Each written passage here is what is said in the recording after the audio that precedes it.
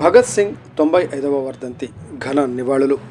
బండి ఆత్మకూరు మండలంలోని బండి ఆత్మకూరు, ఏకోడూరు గ్రామాలలో భగత్ సింగ్ రాజ్ గురు సుఖదేవ్ 95వ వర్ధంతిని సిఐటియు ఆధ్వర్యంలో భావోద్వేగభరితంగా నిర్వహించారు. సిఐటియు జిల్లా నాయకులు రత్నమయ్య, వ్యవసాయ కార్మిక సంఘం జిల్లా ఉపాధ్యక్షులు డేవిడ్, కౌలు రైతు సంఘం జిల్లా అధ్యక్షులు నరసింహులు మాట్లాడుతూ, దేశ స్వాతంత్ర్యం కోసం యువ వయసులోనే ప్రాణాలు అర్పించిన వీర విప్లవ వీరులు త్యాగం ఎప్పటికీ చెరిగిపోదని తెలిపారు. వారి ఆశయాలను కొనసాగించటం ప్రతి యువకుడి బాధ్యత అని పిలుపునిచ్చారు. వ్యవసాయ కార్మిక సంఘం అధ్యక్షులు కొళాయి స్వామి సుబ్బారాయుడు, సీనియర్ నాయకులు రామచంద్రుడు మాట్లాడుతూ, ప్రజల కోసం పోరాడిన వీరుల మార్గాన్ని అనుసరించాలని సూచించారు.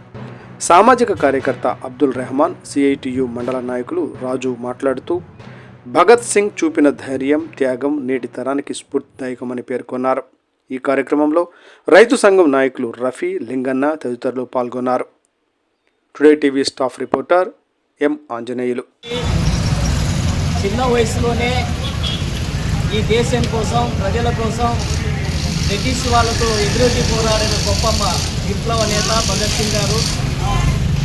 తెల్లదొరలను ఎదిరించి మరి ఈరోజు దేశ స్వాతంత్రం కోసం పోరాడిన గొప్ప మహానుభావుల్లో భగత్ సింగ్ గారు ఒకరు. చిన్న వయసులో మరి దేశ స్వాతంత్రం కోసం జరిగే పోరాటంలో బ్రిటిష్ వాళ్ళు మనల్ని నల్ల వారిగా బానిసలుగా చేసే తరుణంలో ఈ బ్రిటిష్ వాళ్ళు మన దేశానికి ఎందుకు వచ్చారు, మన దేశం నుంచి బ్రిటిష్ వాళ్ళను వెళ్ళగొట్టాలనే ఉద్దేశంతో జలియన్వాలా బాగ్ ఉద్యమంలో మరి ఆ పోరాటంలో